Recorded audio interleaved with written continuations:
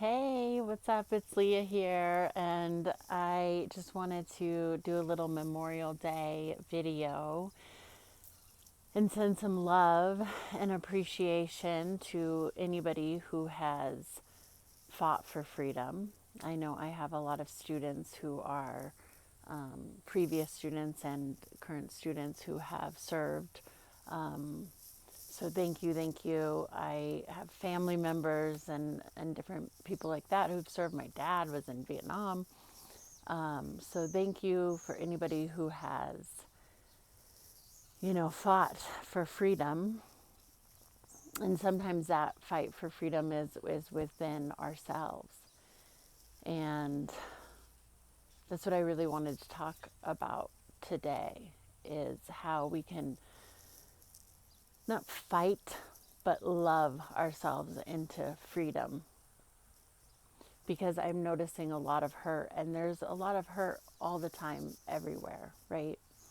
It's what we do with that hurt. So today I want to give you 5 ways to help ease some pain, and anybody who's lost anybody in any kind of tragedy and all the events that have happened this week. I mean, they're absolutely devastating, of course. They're so devastating, it's almost hard to even get your head around. So all I do is come back to love and come back to appreciation for the moment and come back to loving the fact that I have this breath to breathe, this life to live. So I am sending love to anybody feeling pain, anybody who's dealt with tragedy, devastation. Oh my gosh, I mean, there's so much. There is so much pain in this beautiful life.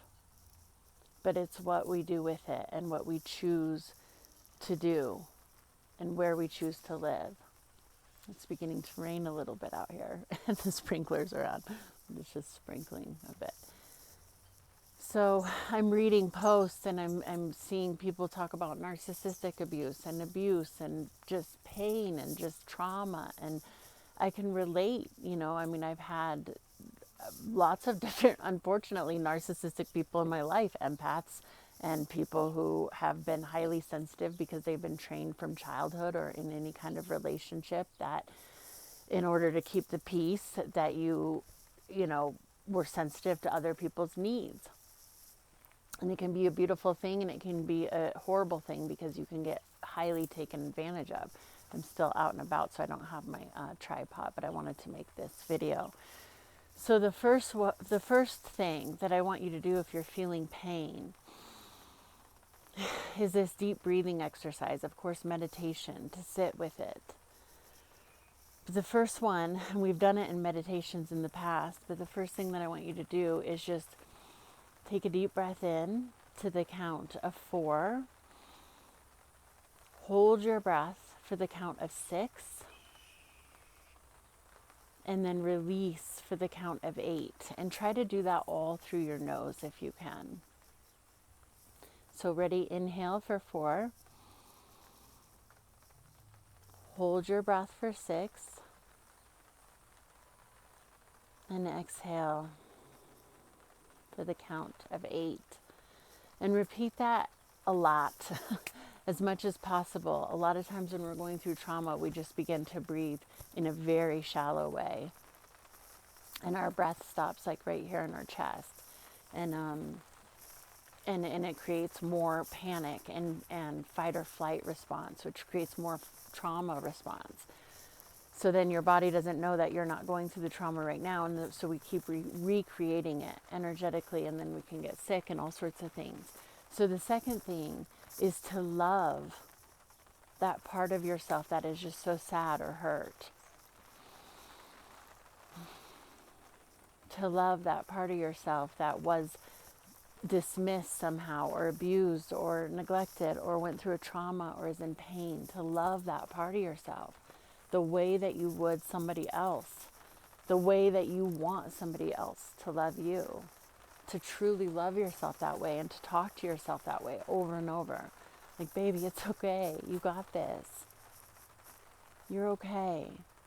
My arm is getting super tired. This arm in particular has been like so sore for months, and it's just I've been using it. So I've been using my right arm quite a bit. I have been using it quite a bit, but it's like from a lot of different things. Being at the computer for one. So that's the other thing, is opening up your heart, right? Opening up. When we're in trauma, we tend to shut in, and then we're at the computer or we're at texting and we're shutting in all the time. So to open up, I work on that a lot. So to lay back on the grass, to open up your heart, to do back bends. That's number 2. Number 3, love that past version of yourself that didn't know any better, that was doing the best you could. In that moment, my finger's in the way. Love that part of yourself. Forgive that part of yourself for anything. Is that number 3? I'm bad at math. I'm not bad at math. That's an old story. I'm really good at math. I can count to 5. So number 1 is the breath. Number 2 is to love that part of yourself that's sad. Number 3 is to open up, lie back, do a back bend, open up the heart. Number 4 is to love that past version of yourself. Here comes a huge storm. This is exciting. Big storm is rolling in.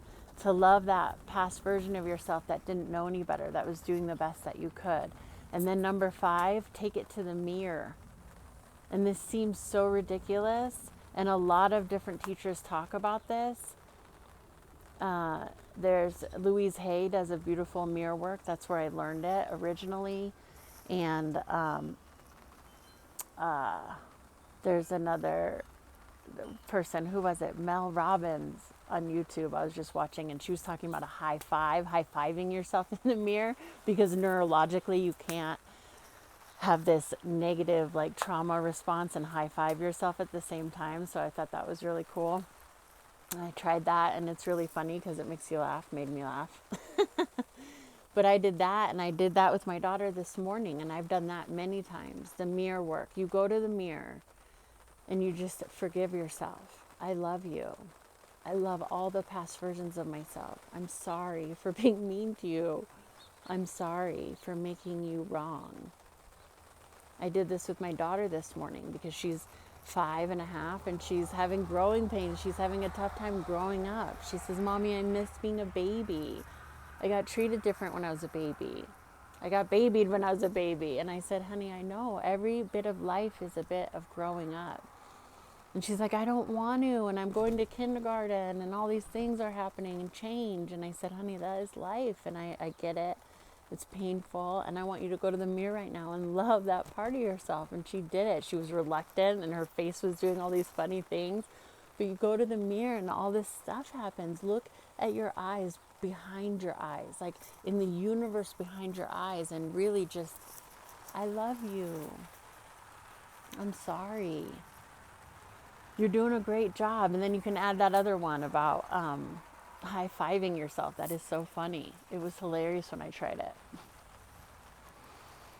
And be kind to yourself. And in memory of anybody that was fighting for freedom, love yourself into the freedom today that you deserve. The freedom from trauma, the freedom from all this pain. It doesn't mean pain doesn't come up. But what can we do with it? It's because it comes up. It's because it comes up that we want to have some healthy ways to respond to it. Instead of like, oh, this pain and trauma is coming up, so I'm going to go sabotage my life or hurt other people. Let's talk about it and be with it and let it move through us so that it can transform into something that can actually be really useful energy, so that you can come into your superpower again of loving kindness. But it truly starts with yourself first. And I know that I've had moments where it's like absolutely disgusting to love yourself. I've been so mad at myself. A lot of times our trauma, we're mad. And we're mad at ourselves for allowing ourselves to be mistreated by people. And so the other thing I want to say to you is if people are vanishing, because I get that a lot, and I've been experiencing that, I've said that in many videos, but if people are vanishing, falling away, that's good. You're creating new habits. You're creating new patterns.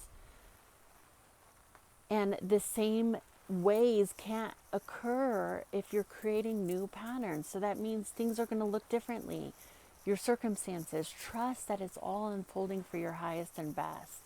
Truly, you got this. My arm is shaking now. I got to go lift some serious weights. I got to seriously, I like pulled something here, like from lifting my daughter, who's 50 pounds now, over and over and over, and just using that as my dominant arm for everything. And now as my tripod. That's going to be my next thing, weightlifting. I'm doing it. Be kind to yourself today. In memory of the old version of yourself that was fighting for freedom, maybe unconsciously. Now we can do it consciously, but loving ourselves into freedom. You got this. So much love to you. So much. My arm is seriously shaking. I gotta go. Bye.